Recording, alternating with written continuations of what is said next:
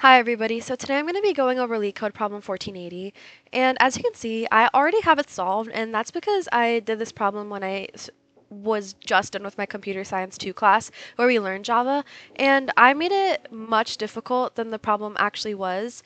So I'm just going to be going over it, and I'm actually going to be breaking it down because this one's super beginner friendly in my opinion, and we don't need GPT to answer the problem for us. So that's just the whole main thing of the series, that I just want to be able to explain the problems to someone who might be in those intro classes and explain problems that may seem like hard, because even to this day when I look at problems, I'll look at the question and I'll think this is such a hard problem, but mainly the logic behind it is much simpler than the question looks. So that's basically my goal. As someone who just finished the computer science 2 course, I want to break it down in a way that someone new to Java would be able to understand. So I'm just going to go over the problem, and I'm not going to read the question. I'm just going to summarize it and go through the logic. So this, in my opinion, is very simple.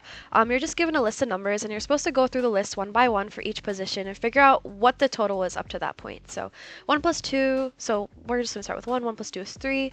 3 plus 3 is 6. 6 plus 4 is 10. So 1 plus 1, and then 1 plus 1 is 2. 2 plus 1 is 3. 3 plus 1 is 4. 4 plus 1 is 5, and so on, so on, so on. So I'm just going to start coding over here. Start by writing the code of line, and then I'm going to be explaining what it means. So what I'm doing here is it's going to create a new array list called result. That's the same size as nums. So this and then empty bracket this is just an array that's going to store our integers, and we're going to save it as result. So when we're going to call it back, we're just going to call it as result. And this is just going to essentially create a blank array and with the same number of spots as the input. And so this is going to exist because we're going to fill this new array with the running totals. So one value for each step, because 1, 2, 3, 4 here, and then 1, 2, 3, 4 here. So this is just going to make sure that the new list is going to have the same amount of items in the original list. Next, what we're going to do is we're going to do int sum equals 0.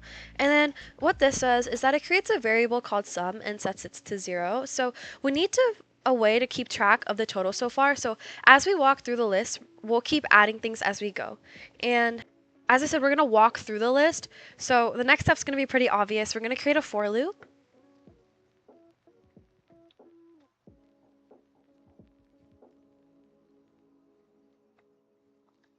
And I remember when I started coding in Java, I didn't really enjoy doing loops because I thought they were really complicated. But once you understand the logic, it's really simpler.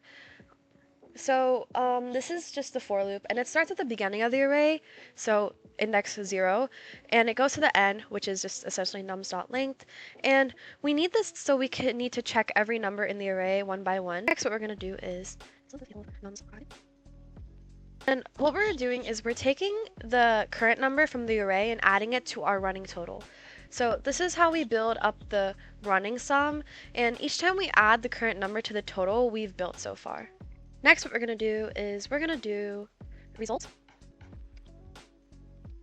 Essentially what we're doing here is we store the current sum in the result array at the position I. So this is how we save the result of each step. So if we've added up the first 3 numbers, we put that total at index 2. And we're just going to do return result.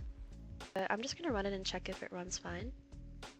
And it does run fine. Why does this work? So we're just looping through every single number in the array, and we add each number to a sum, and we save that total at each step in a new array, and then it'll just return our new array to us. And this, like, honestly is one of my favorite problems to do if you're a beginner in Java, because it's going to teach you how loops work, how to update variables, how to work with arrays, and how to return data from a method. So yeah, thank you for watching, and I hope I explained it well, and if you guys need any more clarification, you guys can leave it in the comments.